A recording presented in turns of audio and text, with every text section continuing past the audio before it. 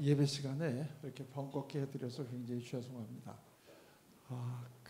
이렇게 귀한 시간을 저한테 또 마련해 주셔서 고맙고요. 일부 예배 때 보신 분들 여기 계속 같이 계셔서 정말 고맙습니다. 또 많이 바쁘시고 계획이 있으셨을 텐데 함께 해주셔서 고맙고요. 저는 고려대학교 심리학부의 명예교수로 있고 미국 남침례 교단에서 운영하는 미드웨스턴 침례신학대학원의 석좌 교수로 있습니다. 오늘 제가 잠깐 예수님과 사개오라고 하는 이러한 제목으로 말씀을 전하도록 하겠는데요. 우선 좀 외람되지만 질문부터 하나 하고 시작을 하도록 하겠습니다. 여러분들에게는 예수님은 어떤 분이십니까? 여러분들에게 예수님은 어떤 분이신가요? 저는 일부 예배 때 말씀을 드렸습니다마는 저희 아버님이 감리교 목사님이셨습니다. 그리고 1951년에 원래 저희 아버님은 평양이 고향이신데 6.25 전쟁 때 피난을 오셔가지고 부산에서 이제 교회를 개척한 교회가 시온 감리교회입니다. 그리고 1953년에 다시 서울로 환도를 했을 때 다시 서울에 오셔가지고 서울에 또 시온 감리교회를 개척을 하셔가지고 쭉 목사님으로 계시다가 이제 10년 전에 소천하셨습니다. 지난주 금요일 날 여기 와서 말씀을 전해주신 박성준 목사님이 바로 제가 다니는 그 교회의 담임 목사님이십니다. 그래서 우리 새비전 교회가 저희 담임 목사님도 오셔서 말씀을 전하시고 또 그 교회에 다니는 교인인 저도 또 와서 이 말씀을 전하는 아주 독특한 이런 인연을 우리가 맞이하게 됐습니다.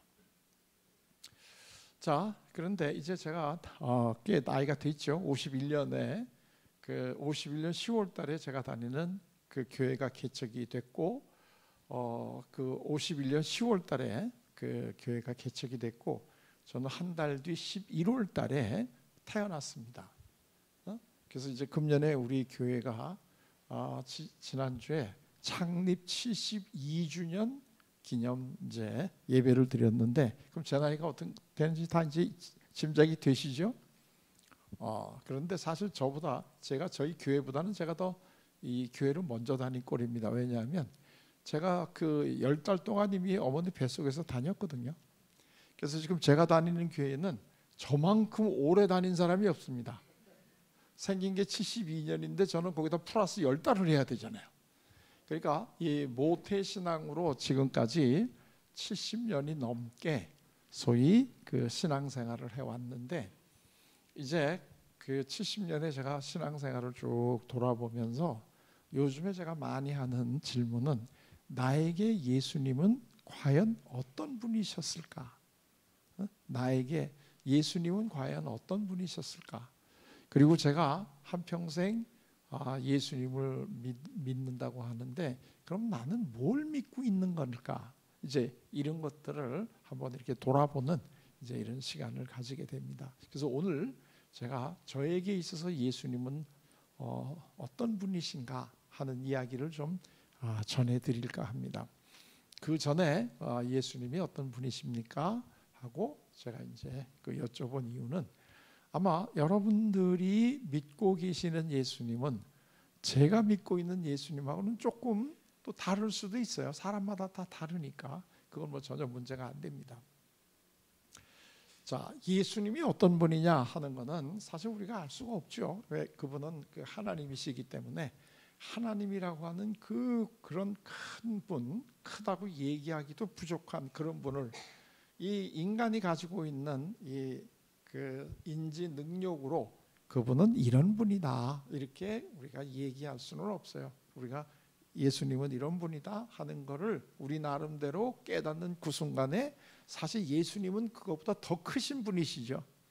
그렇기 때문에 예수님은 어떤 분이시다 우리가 이렇게 단적으로 얘기하기는 어렵고 우리의 신앙생활이 깊어지고 나이가 들수록 예수님의 모습도 달라질 수 있어요. 그런데 그래도 우리가 예수님은 나한테 어떤 분이구나 하는 것을 뚜렷하게 알면 알수록 그분과 맺는 관계 양상이 많이 달라질 수 있거든요. 그렇기 때문에 예수님이 누군가 하는 것을 가끔씩 한번 생각해 볼 필요는 있다고 봐요. 이 예수님이 어떤 분인가 하는 것을 성경을 보면 여기저기 이제 예수님이 어떤 분인가 하는 것을 우리에게 소개를 해주시고, 예수님 자신도 나는 이러이러한 존재다 하는 걸 알려주셨잖아요. 근데 제가 이 과묵 한 편이 잘 몰라서 그럴 수도 있겠지만, 제가 본 바에 의하면 예수님이 어떤 분이다 하는 것을 제일 처음에 우리에게 소개해 주신 분이 이사야 선지자님인 것 같아요. 오늘 우리 일부 예배 때 그 이사야 선지자님이 예수님이 어떤 분이다 하는 것을 소개해 주신 것을 우리가 본문으로 얘기를 했는데요. 그게 이사야서 9장 6절에 앞으로 우리 가운데 한 아이가 태어나는데 양쪽 어깨에는 정사를 메었고, 이렇게 나가는 대목이 있지 않습니까? 근데 앞으로 태어날 그 양쪽 어깨에 정사를 맨 그 어린아이가 누굽니까? 그게 이제 메시아 예수님이시죠. 그런데 그러면 그 다음에 나오는 게 그의 이름은 그리고 첫째가 기묘자요 모사, 두 번째가 전능하신 하나님, 세 번째가 영존하시는 아버지, 네 번째가 평강의 왕이시다. 그러니까 앞으로 오실 예수님이 어떤 분이신가 하는 것을 이사야 선지자님이 제일 먼저 비교적 자세하게 우리에게 설명을 해 주셨다. 저는 그렇게 생각을 해요. 근데 그 이사야 선지자님은 예수님이 오시기 700년 전의 분이에요. 그죠? 되게 예수님 오시기 전에 700년 전에 활동하셨던 분이니까 앞으로 700년 정도가 지나면 예수님이 오시는데, 그분은 기묘자여 모사이시고 전능하신 하나님이시고 영존하시는 아버지이시고 평강의 왕이시다 하고 우리에게 자세하게 설명을 해 주셨다고 저는 생각을 해요. 자, 이게 이제 우리 성경에는 기묘자여 하고 모사여 이렇게 되니까 따로 떨어져 있는 것 같은데, 원래 제대로 하게 되면 기묘자 모사는 같이 붙어야 됩니다. 그래서 기묘자인 모사, 전능하신 하나님, 영존하시는 아버지, 평강의 왕, 이렇게 앞에 수식하는 게 하나씩 다 붙지 않습니까? 이게 원래가 4개로 되는 게 더 정확하다 이렇게 얘기할 수 있는데요. 이 4 예수님 중에 제일 마음에 드는 예수님을 하나를 꼽으라면 뭘 꼽으시겠습니까? 기묘자이신 모사, 두 번째가 영존하시는 아버지, 세 번째 전능하신 아버지, 세 번째가 영존하시는 이거 하도 여러 번 하다 보니까 이제 혼동이 오는데, 하여튼 그 다음에 네 번째가 평강의 왕. 이 4 예수님 중에 어느 예수님이 제일 마음에 드십니까? 평강의 왕. 그렇죠. 네? 4번 평강의 왕. 그렇죠. 자, 오전에도 계셨는데, 일부에도 계셨는데 어느 예수님을 제일 좋아하세요? 영존하신 하나님을 좋아하시고. 어떤 예수님이 제일 좋으세요? 네? 4번이요. 평강의 왕. 평강이 필요하신 분이 여기 많으시네.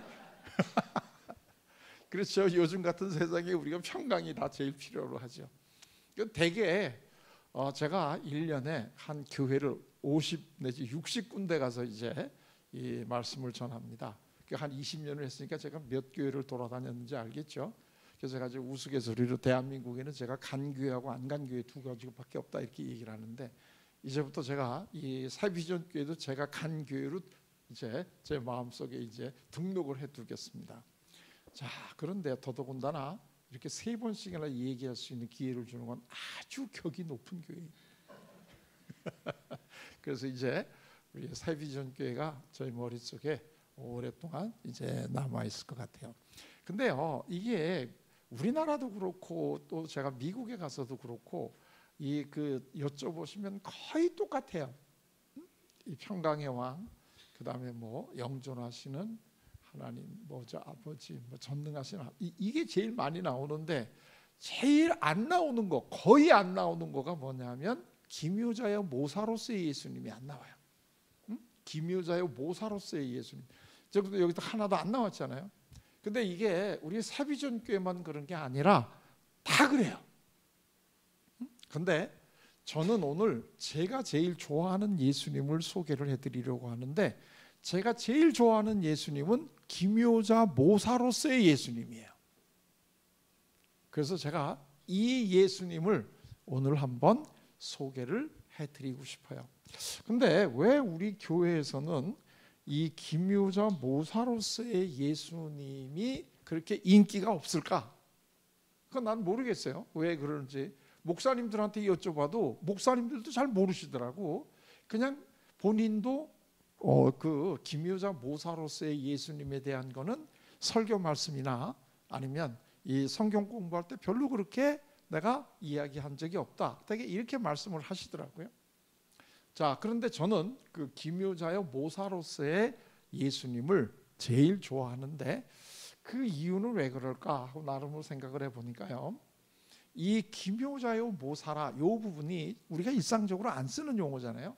근데 이게 영어 성경을 보면 우리 새비전 교회가 영어잖아요. 이게 다 뉴 비전 이렇게 돼 있으니까. 그래서 이제 저도 격을 맞추려고 영어를 한번 쓰겠습니다. 이 기묘자여 모사라, 이게 영어로 하게 되면 원더풀 카운슬러입니다. 이게 영어 성경을 나중에 혹시 보시는 분들이 있다면 그 영어 성경으로 이 대목을 찾아보시게 되면 원더풀 카운슬러 이렇게 번역이 되어 있습니다. 그러니까 우리나라 말로 기묘자여 모사라 이렇게 되어 있는 부분이 영어 성경을 보게 되면 원더풀 카운슬러 이렇게 되어 있다는 거예요. 이 원더풀 카운슬러는 굉장히 쉬운 영어입니다. 원더풀, 그게 뭐죠? 원더풀, 놀라운, 뛰어난, 훌륭한, 뭐 이런 게 원더풀이잖아요. 그러니까 예를 들면 New Vision Church is wonderful church, 아주 굉장히 훌륭한 영어죠. New Vision 교회는 아주 훌륭한 좋은 교회입니다. 그렇죠? 이제 다음 주 전도하러 가실 때 그렇게 꼭 마음속으로 가지시고 전도를 하시란 말이에요. 자, 그런데 그게 원더풀이고 카운슬러는 뭐예요? 카운슬러. 응? 카운슬러가 상담자, 상담자 이런 뜻입니다. 그러니까 이 원더풀 이 이사야 선지자가 예수님이 오시기 700년 전에 일찍이 앞으로 메시아가 오시는데, 예수님이 오시는데 그분이 제일 첫 번째 하실 일이 뭐냐면 상담을 해주시는 분이다. 이게 이사야 선지자님이 예수님이 오시기 700년 전에 이미 우리들에게 알려주신 내용이다 이거예요. 이게 어떻게 우리나라 말로 기묘자여 모사라 이렇게 번역되는 바람에 이게 교회에서 별로 인기가 없는 예수님이 됐는데 사실은 그런 거다 이거예요. 그리고 700년 후에 예수님이 오셨어요. 오셔가지고 예수님이 스스로 나는 상담자다 이렇게 딱 부러지게 얘기를 해주셨어요. 그때 나오는 신약의 단어가 보혜사. 보혜사라는 단어 아시죠? 이 보혜사라고 하는 단어를 다시 영어 성경을 보시게 되면 카운슬러 이렇게 번역이 돼 있어요. 요즘에 세계에서 제일 많이 읽는 영어 성경이 NIV라고 하는데, 이 NIV는 New International Version이라고 하는 거예요. 약자인데 세계에서 제일 많이 읽는 현대 영어로 돼 있는 게 NIV 성경인데, 그걸 한번 찾아보시게 되면 카운슬러 이렇게 돼 있어요. 그러니까 예수님 자신도 자기가 카운슬러다 하는 거를 이야기를 딱 부러지게 해주셨어요.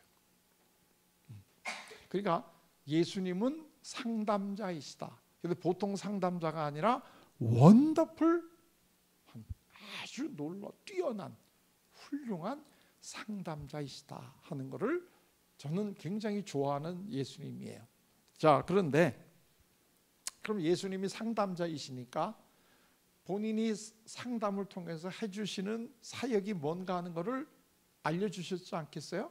그게 마태복음 11장 28절이라고 저는 생각을 하는데, 이것도 다 아시는, 아주 교회 다니시는 분들은 다 이미 알고 계시는 거죠. 마태복음 11장 28절이 뭐죠? 수고하고 무거운 짐진 자들아 내게로 오라, 내가 너희를 쉬게 하리라. 저는 성경 구절 중에 이 구절이 참 좋아요. 제가 70년 넘게 살다 보니까 저도 왜 나름대로 수고하고 무거운 짐을 진 게 없겠어요. 그 중에 하나를 제가 오늘 그 9시 예배 때 그걸 설명을 해드렸는데, 그거 못 들으신 분은 굉장히 지금 후회할 일이야. 그런데 그런 일들을 우리가 다 겪으면서 나름대로 우리가 수고하고 무거운 짐을 다 지고 있잖아요. 그런데 예수님께서 우리에게 뭐라고 얘기를 하시냐면, 수고하고 무거운 짐진 자들아 다 내게로 와. 응? 다 내게로 와. 내가 너희를 쉬게 해줄게. 얼마나 좋아요. 저는 이 성경 구절을 읽을 때마다 막 눈물이 날라 그래요. 이렇게 좋으신 예수님이구나. 수고하고 무거운 짐진 자들아 다 내게로 와. 내가 너희를 쉬게 해줄게. 그리고 나한테 와서 배워라. 그러면 너희 마음이 쉴 수 있단다. 와, 너무나 좋지 않아요? 요즘에 그 우리나라에서 제일 유명한 분들 중에 한 분을 꼽으라 그러면 오은영 박사님이라는 분이 굉장히 유명하지 않나요? 유명하긴 유명하구나. 우리 이 친구도 다 알고 있는 거 보니까. 너도 아니? 그 오은영 박사님이 해주는 게 뭐야?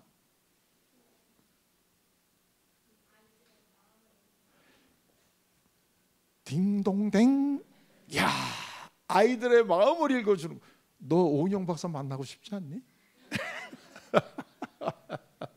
오은영 박사님이 해주시는 일이 아이들의 마음을 읽어주는 거다. 우리 저 친구도 다 알고 있잖아요. 오은영 박사님이 얼마 전에 제 친구 하나가, 제 제자가, 교수님도 여기저기 다니시면서 강의 많이 하시죠. 그래서 많이 하지. 그랬더니 교수님은 한 번 가시면 강사료를 얼마나 받으세요? 이렇게 얘기하는. 그래서 그럴 때는 뭘 솔직하게 얘기할 필요가 없잖아요. 그래서 그냥 뭐 주는 대로 받지 뭐.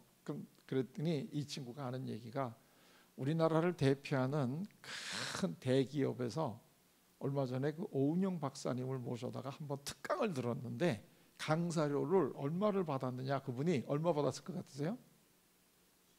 네? 1,000만 원. 통이 세시네. 얼마를 받으셨을 것 같아요, 이분이? 그분이 1,000만 원을 받았다면 우리 목사님이 얼마나 부담되실까? 나는 얼마를 줘야 되나?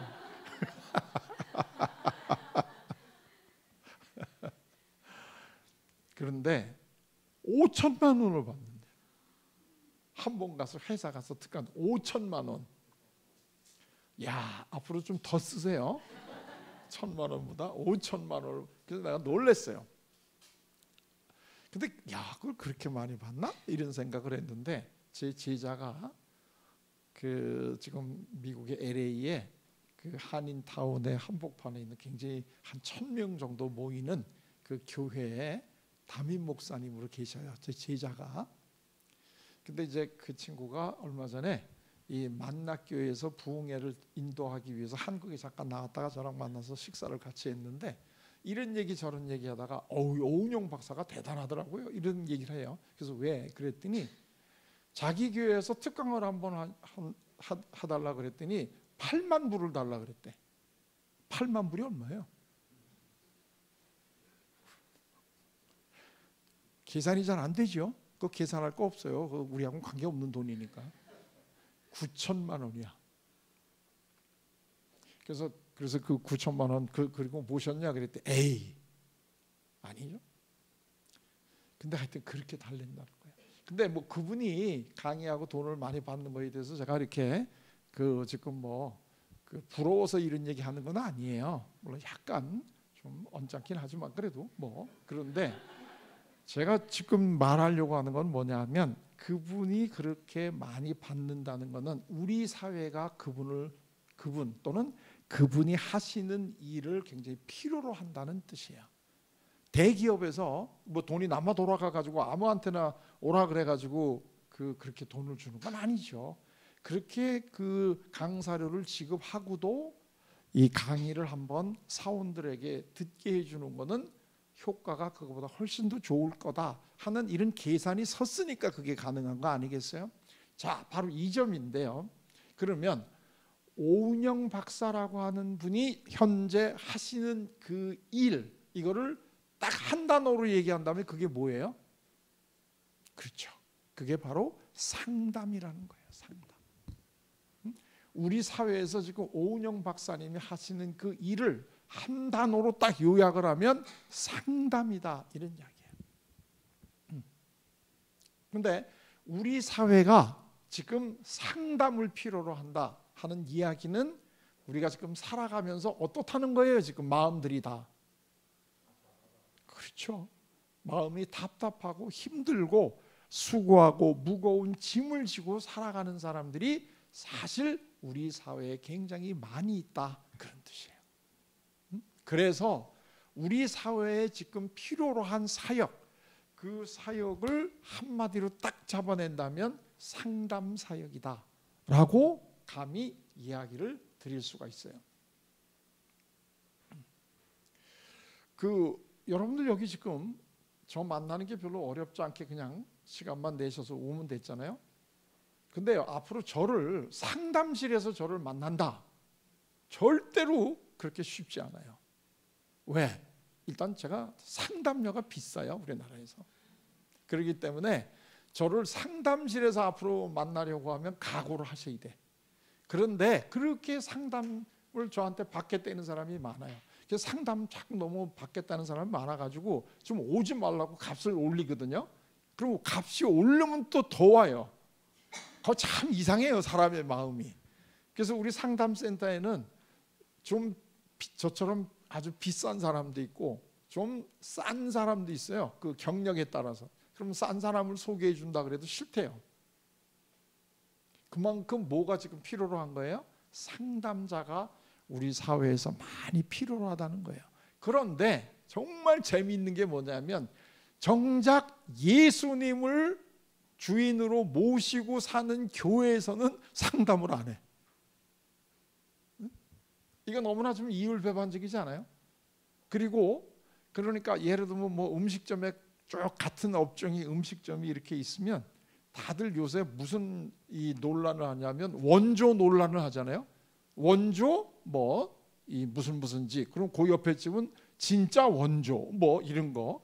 그러니까 또 그 옆에 집은 원조를 가리킨 원조 뭐 이렇게 쫙 원조 논쟁을 하면서 자기네가 얼마나 그걸 맛있고 이런 걸 하는 집인가 하는 거를 이렇게 광고를 하는데 정작 상담의 원조가 누구예요? 이게 예수님이야. 그런데 예수님을 제일 가깝게 모신다는 교회에서는 예수님이 상담자라고 하는 걸 전혀 무시하고 있어. 나는 이게 굉장히 가슴 아픈 거죠. 제가 아까도 잠깐 얘기를 드렸지만 심리학과 교수이면서 동시에 신대원 교수란 말이죠. 이 독특한 커리어인데요. 그런데 제가 심리학을 공부를 하고, 저 심리학 중에서 제가 하는 건 상담이란 말이죠. 하는데 제가 여기서 아주 중요한 걸 최근에 깨달은 게 뭐냐 하면 현대 심리학에서 이야기하는 상담의 이론과 방법들이 이미 2000년 전에 예수님이 다 쓰신 방법이야. 그렇기 때문에 제가 놀라는 게 이사야 선지자님이 예수님이 오시기 700년, 지금부터 2700년 전이죠. 2700년 전에 앞으로 예수님이라고 하는 분이 오시는데 그분이 원더풀 카운슬러다 하는 것은 현대 심리학으로도 충분히 설명이 될 뿐만 아니라 현대 심리학의 상담이라고 하는 분야는 예수님의 상담에 빚지고 산다는 거예요. 왜? 예수님이 하신 방법을 하니까. 그래서 제가 예수님이 쓰신 방법을 흉내만 내도 사람들이 변한다는 거예요.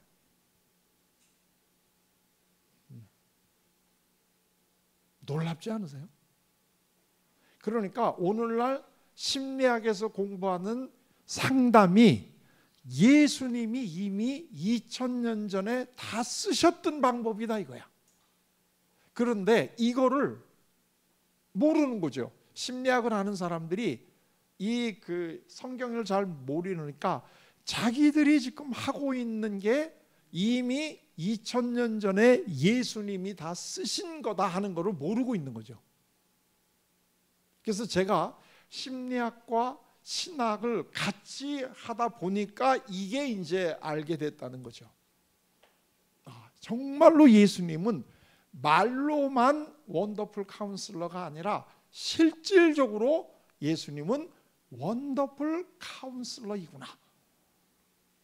왜? 오늘날에 상담이라고 하는 이 분야는 심리학 중에서도 제일 인기가 많은 학생들이 공부하려고 하는 분야인데, 이 상담이 알고 보면 원조가 예수님이구나 하는 거를, 이걸 저는 양쪽을 비교적 공부를 하다 보니까 이거를 알게 됐다는 거죠. 놀랍지 않으세요? 자, 그러면 예수님이 과연 상담을 해주시는지, 우리들의 수고하고 무거운 짐을 정말로 이거를 내려놓고 우리가 쉬고 할 수 있는 해주시는지, 이거를 제가 말로만 하는 게 아니라 예수님이 정말 그렇게 해주시는지를 오늘 사례를 들어서 설명을 해드리겠다 이거야. 그리고 다음 금요일 날에는 예수님이 어떻게 해주시는지 구체적으로 방법을 알려드릴 테니까 여러분들도 그렇게 하시면 여러분들도 아주 좋은 상담자가 되신다는 거예요. 그러니까 그 얘기는 뭐냐면 오늘까지만 들으시고 다음 금요일 안 들으시면 꽝이라는 얘기야. 다음 금요일에 또 오실 거죠? 그럼요. 아주 중요한 거는 항상 계속해서 다음으로 미뤄야 되는 거예요. 성경을 보게 되면 예수님은 이 공생의 3년 동안에 길을 가시다가 참 많은 사람들을 상담을 해주셨어요. 우리가 예수님을 상담자라고 하는 입장에서 보질 않았기 때문에 예수님이 상담자이구나 하는 걸 우리는 모르고 지나갔는데, 사실은 예수님이 원더풀 카운슬러라고 하는 입장에서 예수님이 공생애 동안에 하셨던 사역을 다시 한번 돌아보게 되면 정말로 놀랄 만한 원더풀 카운슬러이시다 하는 것을 알 수가 있어요. 정말 그런가 안 그런가 하는 것을 오늘 제가 사례를 들어서 한번 설명을 해드리겠는데, 예수님이 상담해 준 사람은 수없이 많아요. 근데 그 중에 가장 대표적인 사람, 우리가 잘 알고 있는 사람을 하나를 예를 들면 삭개오라고 하는 이 사람이 있다. 삭개오 다 아시죠? 오늘 우리 성경에 읽은 이 구절인데요. 자, 삭개오는 이 성경에 나와 있는 것을 보면 이 삭개오는 지금 뭐죠? 세리장이에요. 자, 삭개오는 세리장인데, 세리장이라는 것은 뭘 의미하나요? 우리 성경에 이 삭개오를 소개해 준 것을 보게 되면 세리장이고 부자다 이렇게 나와 있죠. 그러니까 이 세리장이 되는 것은 이제 사회적 지위가 높고, 그 다음에 이 사람이 지금 부자다, 지금 이제 이런 거란 말이죠. 우리 자녀들이 사회적으로도 지위가 높고 돈을 많이 벌고, 이거 다 우리 다 원하는 거잖아요. 근데 삭개오는 사실은 그런 사람인데, 이 삭개오가 행복했을까요? 아니면 불행했을까요? 삭개오는 행복했을까요? 불행했을까요? 어떻게 생각하세요? 행복했을까요? 불행했을까요? 네, 불행했어요. 왜 삭개오가 불행했을까요? 삭개오가 왜 불행했을까요? 왜 삭개오가 불행했을까요?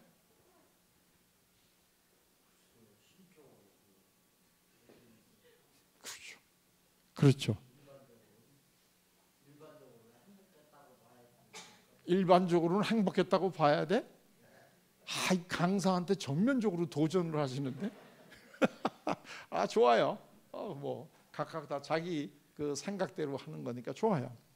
근데 제가 보기에는 이 삭개오는 불행했어요. 그 불행한 이유가 왜 그러냐면 삭개오는 이웃들로부터 철저하게 왕따를 당하고 있어요.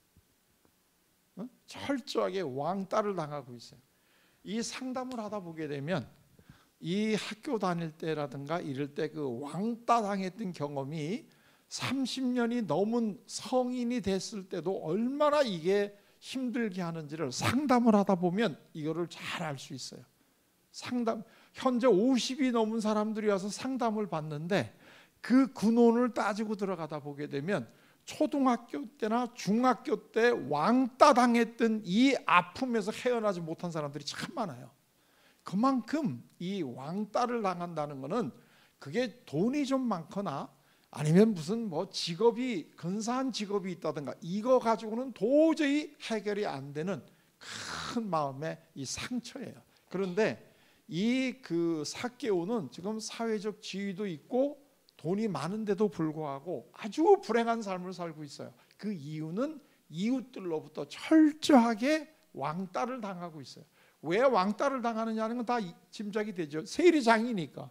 이 예수님 당시에 우리가 이 그 제일 나쁜 일 또는 제일 비난받은 일 이런 걸로 우리가 대표적으로 얘기하는 게 남자는 세리, 여자는 창기 이렇게 나가잖아요.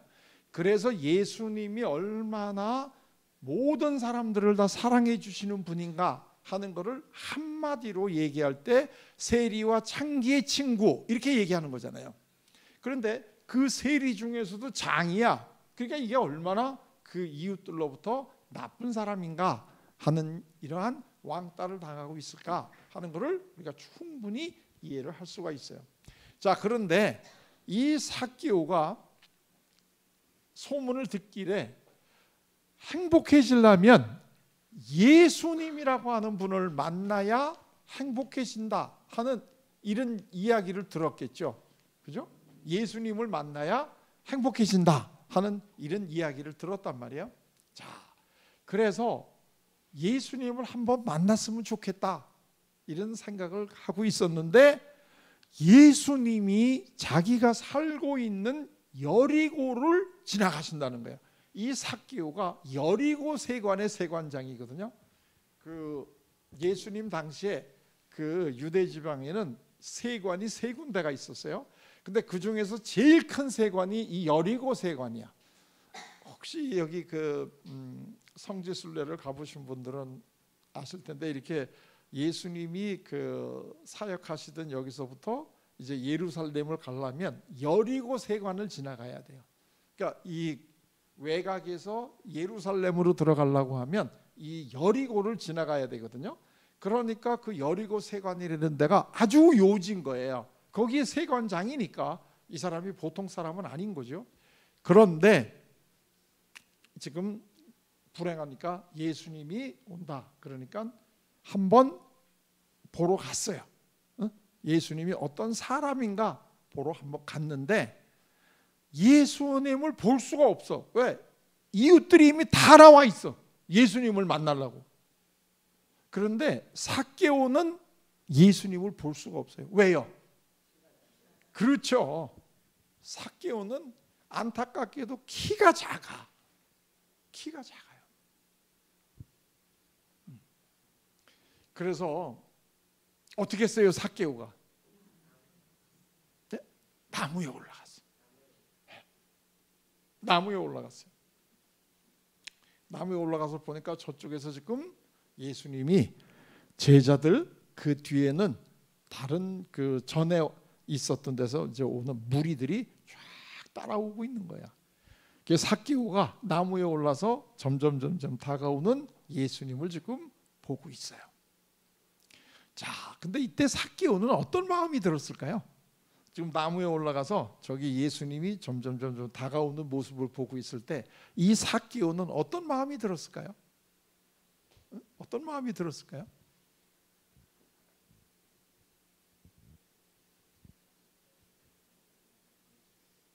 몰라요? 저는 그 심리학을 공부하는 학생이잖아요. 제가 성경을 읽는 방법 중에 하나는 항상 어떤 에피소드가 있으면 내가 바로 그 사람이라면 나는 마음이 어땠을까 이렇게 생각하고 성경을 읽어요. 그러니까 이 그 삭개오의 얘기 같은 경우에는 내가 만약에 삭개오였다면 어떤 마음이 들었을까? 예수님이 지금 점점 다가오고 계시는데 그런 예수님을 보면서 삭개오는 어떤 마음이 들었을까? 근데 아마 여러 가지 마음이 들었겠죠. 내가 여기 올라와 있는 걸 모르고 지나가실 수도 있고, 아니면 예수님이 한번 짜려보고 야 이 자식아 할 게 없어가지고 그래 같은 동포의 고요를 이 뺏어먹는 이 세리를 하고 있냐 이놈아, 정신 똑바로 차려라 이러고 한번 눈으로 독침을 한번 날릴 수도 있겠고, 아니면 한번 네가 나를 만나고 싶어서 높은 데까지 올라갔구나 이렇게 생각을 하고 미소를 한번 띄워줄 수도 있겠고, 여러 가지 아마 그 생각을 하면서 지금 삭개오는 예수님이 다가오고 있는 이러한 것을 보고 계실 거예요. 그런데 이 삭개오가 전혀 예상도 못했고 기대도 못했던 일이 벌어지는데, 예수님이 길을 가시다가 삭개오가 올라가 있는 나무 밑으로 오셨어요. 야, 대단하지 않아요? 야, 감히 내가 예수님을 볼 수가 없어가지고 먼 발치에서나마 보려고 나무에 올라갔는데, 그 예수님이 길을 가시다가 삭개오가 올라가 있는 나무 밑으로 오셨어요. 그건 일부러 오신 거죠. 왜냐하면 길 가운데 이 나무가 있는 건 아닐 거 아니겠어요? 길 옆에 있으니까 예수님이 길을 따라 가시다가 삭개오 밑에 지금 왔단 말이죠. 자, 그리고 이제 삭개오에게 뭐라고 얘기하시나요? 예? 내려오라. 그렇죠. 근데요, 내려오라 하기 전에 진짜 중요한 게 있어요. 그게 뭐냐 하면 삭개오야 하고 이름을 불러주셨어요. 응? 삭개오야 하고 이름을 불러주셨는데, 예수님이 공생애 동안에 길을 가시다가 수없이 많은 사람을 만났는데 처음 만난 사람의 이름을 불러준 거는 삭개오가 유일무이해.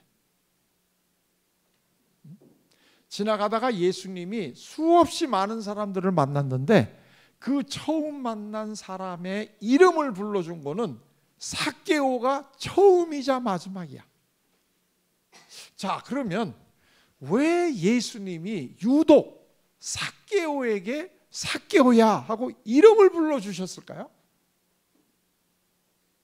이거를 아셔야 이 예수님과 삭개오의 만남의 의미가 나온다 이거야. 다른 만남에서는 이름을 안 불러주셨는데 유독 삭개오에게만은 이름을 불러주셨다면 그거는 그 나름대로 분명한 어떤 중요한 의미가 있을 거 아니겠어요? 그 이유가 뭘까요?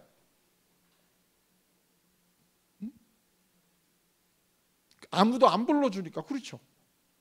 아무도 안 불러주니까. 근데 아무도 안 불러주는 그 이름을 왜 예수님은 불러주셨을까요?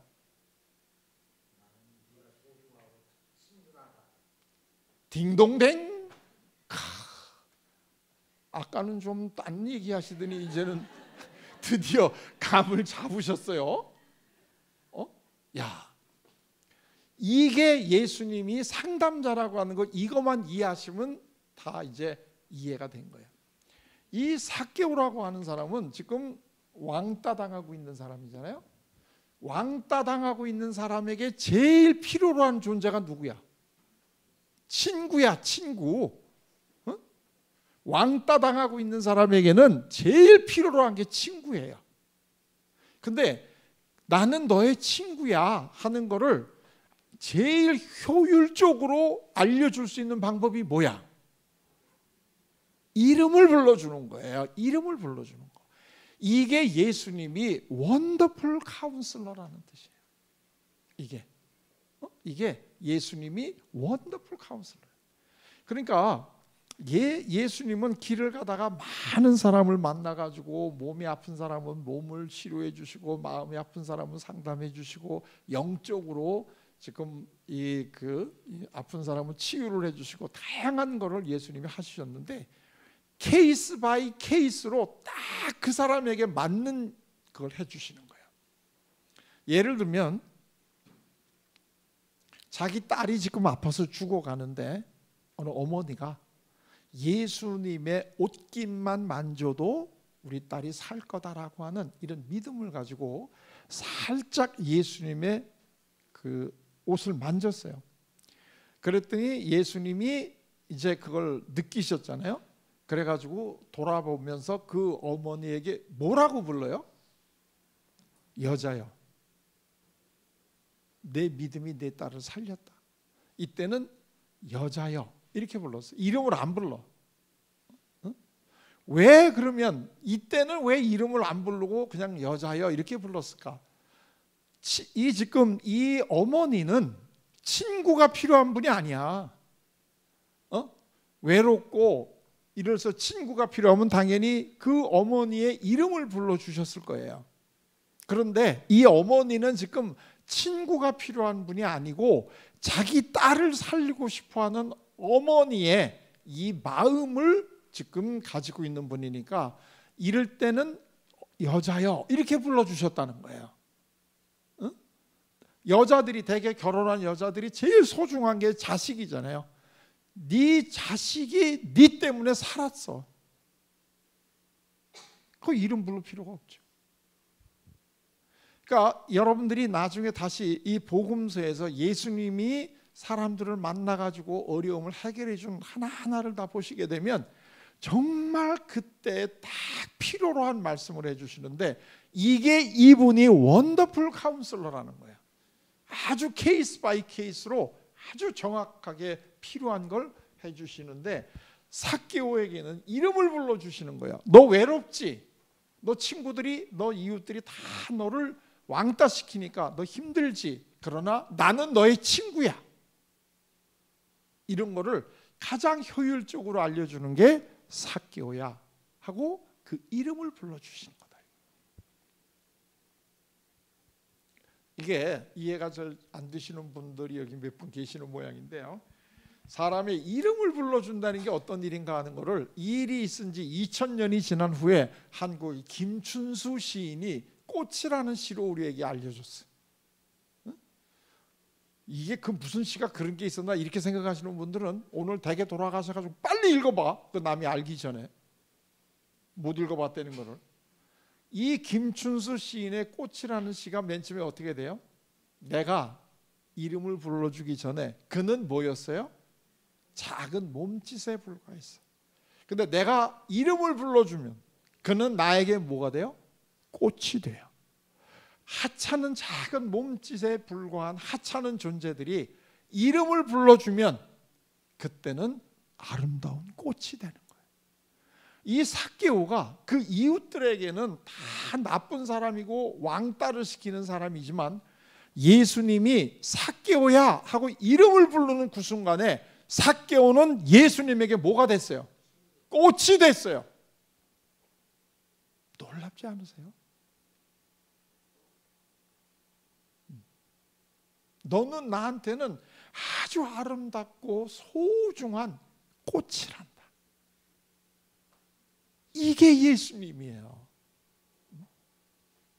우리가 아무리 이웃들에게 무시당하고 많은 사람들이 우리를 멀리하고 그래서 우리가 외롭고 그래도 예수님은 우리 이름을 불러주시면서 나는 너의 친구야. 너는 나에게는 꽃이란다. 이게 예수님이 우리에게 지금 해주시고 계시는 말씀입니다.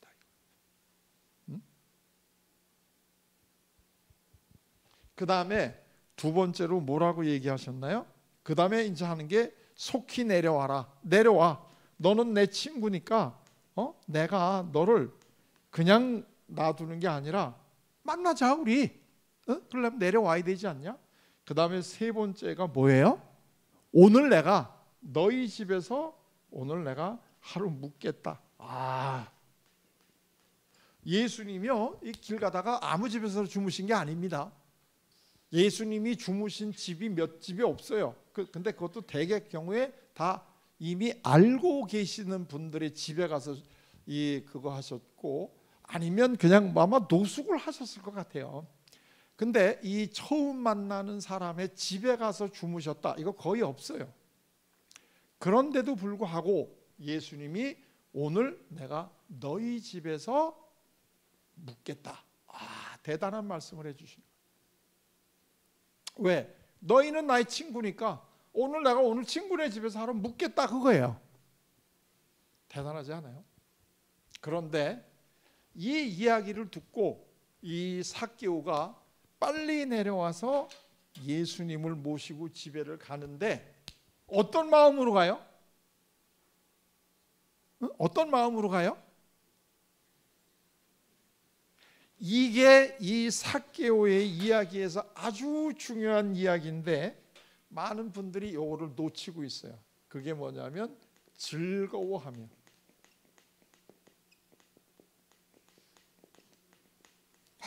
예수님을 만난 사람들의 특징이 뭐예요? 즐거워하는 거야. 즐거워하는 거. 우리가 왜 교회 나오고, 교회 나와서 왜 우리 예수님을 만나려고 해요? 즐거워지기 위해서. 즐거워지기 위해서. 예수님을 만난 사람들의 공통점은 즐거워졌다는 거예요. 예수님을 만나서 즐거워하며. 앞으로 이 삭개오의 이야기를 들으실 때는 꼭 이 즐거워하며 요거를 잊지 마세요.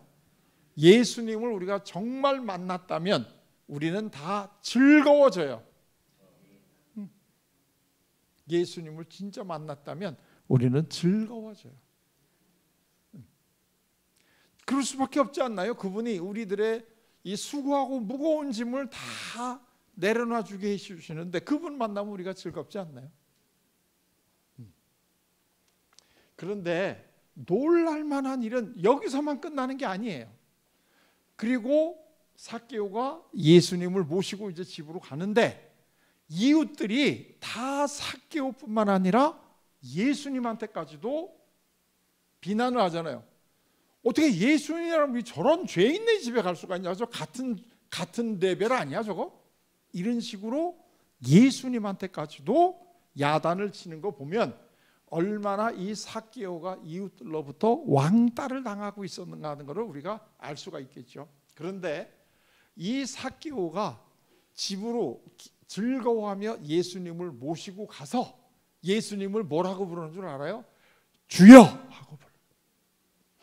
맨 처음에 예수님을 만나러 나갈 때는 예수님이 어떤 사람인가 보러 나갔는데 이 일을 겪고 난 다음에 들어와서는 주여! 하고 호칭이 달라졌어요. 이제는 사람이 아니라 하나님으로 바뀌었어요. 그리고 난 다음에 뭐라고 얘기하느냐 하면은 제가 제 재산의 반을 가난한 이웃들에게 나눠주겠습니다. 그리고 혹시라도 내가 토색한 게 있다면, 부정한 방법으로 뺏어온 게 있다면 4배나 갚아주겠습니다 하고 이야기를 해요. 그 예수님이 그렇게 하라고 그랬어요? 아니면 본인이 그냥 자기가 스스로 얘기했어요?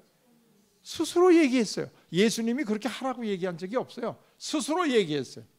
그랬더니 예수님이 그 얘기를 들으시고 아주 놀라운 말씀을 하셨어요. 그게 뭐죠?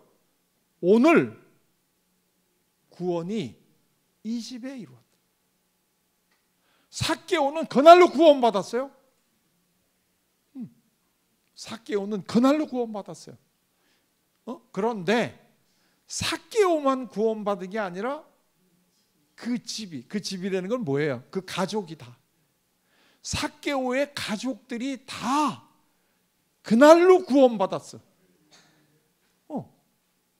삭개오의 가족들은 예수님을 만나본 적도 없어. 남편 잘 두는 바람에 그냥 갑자기 덩달아 구원받았어. 아버지 잘 두는 바람에 그냥 그대로 구원받았어. 예수님 만나본 적도 없어. 그 가족들은. 이거 놀랍지 않아요? 우리가 예수님을 만나서 우리가 구원받으면 그걸로 끝나는 게 아니라 우리 가족들도 같이 구원받아. 이게 보통 얘기가 아니죠. 그리고 더 중요한 말씀을 예수님이 하시는 거예요. 내가 이 삭개오 같은 이런 사람들 때문에 이 땅에 온 거야. 삭개오 같은 사람들이 누구예요? 바로 우리 아니에요, 우리? 응? 내가 너희들 같은 사람 때문에 이 땅에 왔다. 정말 대단한 말씀을 해 주신다. 이게 지금 삭개오의 이야기예요. 응? 이때 그 예수님이 해 주셨던 이거, 이때 예수님은 삭개오에게 어떻게 하면 구원을 받을 것인가 하는 거에 대한 것을 자세히 알려주신 것도 아니야. 예수님이 삭개오하고 만나서 하신 말씀은 요 세 마디야. 요 세 마디. 삭개오야, 속히 내려와라. 오늘 내가 너희 집에서 하루 묵겠다. 요 세 마디밖에 없어요. 그런데 삭개오는 180도로 변했어요.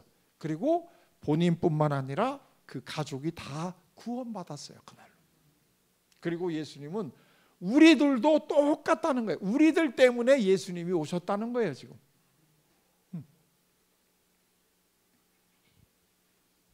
너무나 즐거운 일 아니에요? 그래서 저는 이 상담자로서의 예수님을 참 좋아해요. 그리고 저는 힘들 때마다 예수님이 내 옆에서 제 이름을 불러주는 소리를 저는 들어요.